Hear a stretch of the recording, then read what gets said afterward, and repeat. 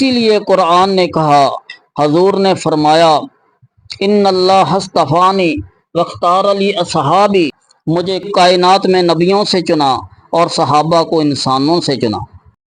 الحمدللہ الحمدللہ نحمدہ ونصلی علی رسولہ الکریم، اما بعد فاعوذ باللہ من الشیطان الرجیم، بسم اللہ الرحمن الرحیم، رب اشرح لی صدری ویسر لی امری واحلل عقدۃ من لسانی یفقہوا قولی۔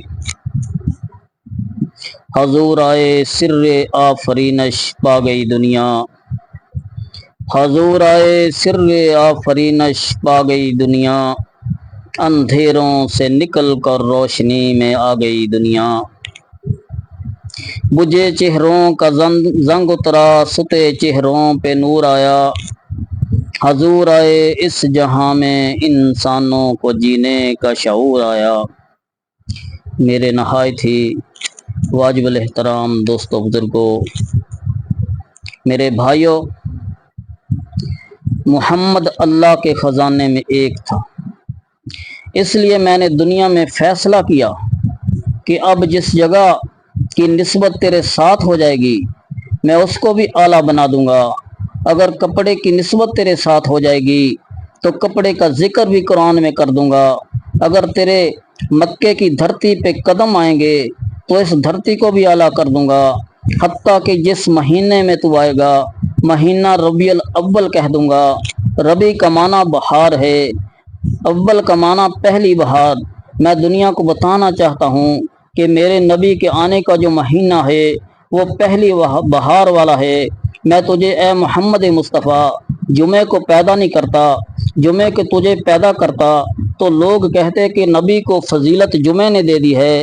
میں نے تجھے سوموار کو پیدا کر کے کہا کہ جمعے نے فضیلت نبی کو نہیں دی، بلکہ پیغمبر نے فضیلت سوموار کو دے دی ہے۔ میں نے تجھے رمضان میں پیدا نہیں کیا، تجھے ربیع الاول میں پیدا کیا۔ اگر رمضان میں نبی آتا تو لوگ کہتے رمضان نے نبی کو فضیلت دے دی۔ اے میرے محمد مصطفیٰ، میں نے تو تجھے ربیع الاول میں پیدا کر کے پہلی بہار ربیع الاول کو بنا دیا۔ تو مکے میں آیا تو مکہ المکرمہ بن گیا، تو مدینے میں آیا تو مدینہ المنورہ بنا۔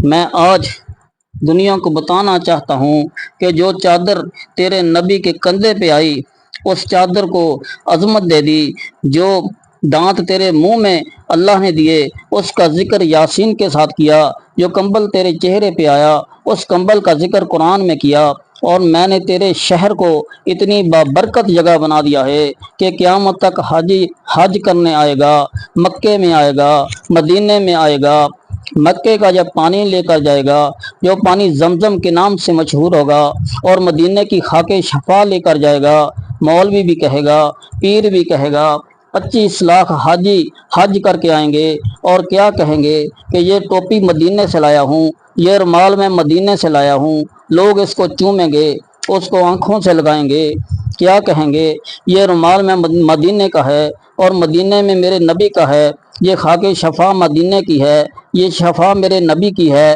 تو دیکھو کائنات میں ہے میرے محمد، میں نے تجھے عزت دے دی ہے، تجھے عظمت دے دی، لیکن جو کپڑا تیرے ساتھ لگا میں نے تو اسے بھی عزت دے دی۔ جس جانور پہ تو سوار ہوا میں نے اس سواری کا ذکر قرآن میں کر دیا، جس پتھر پہ تیرے قدم آئے اس پتھر کی قسم قرآن میں کھائی۔ اے میرے محمد، جس چیز کے ساتھ تیری نسبت ہو گئی میں نے اس کو اعلیٰ مقام دے دیا، جس کی نسبت نہیں ہوئی اس کو اعلیٰ مقام نہیں دیا۔ وہ تیرے گھر میں تھا تب بھی اعلیٰ مقام نہیں دیا، تیرا رشتہ دار تھا تو اعلیٰ مقام نہیں دیا، وہ تیرا قریبی تھا تو اعلیٰ مقام نہیں دیا، کیونکہ جس کے ساتھ تیری نسبت تھی میں نے تو اونچا اسی کو کیا۔ اور کائنات کو میں بتانا چاہتا تھا کہ جس کے ساتھ تیری نسبت ہے اعلیٰ وہ ہوگا۔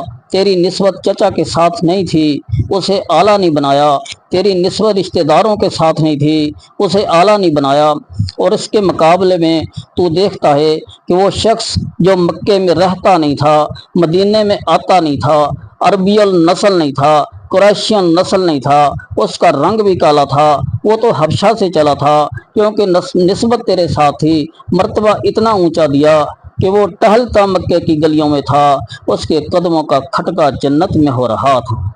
ऐ मेरे मोहम्मद, तू देखता है कि मैंने निस्बत तेरी वजह से ऊंची की, मैंने मर्तबा तेरी वजह से ऊंचा किया। अल्लाह के खजाने में मोहम्मद मुस्तफ़ा एक, और मोहम्मद मुस्तफ़ा इंसानों को दिया, और इंसानों में भी सहाबा को दिया। और तू अच्छा होता तो तुझे दे देता।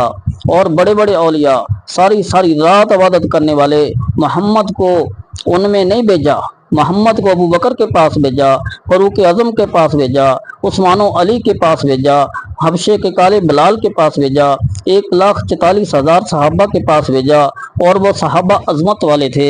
इसलिए कुरान ने कहा, हजूर ने फरमाया, मुझे कायनात में नबियों से चुना और सहाबा को इंसानों में चुना।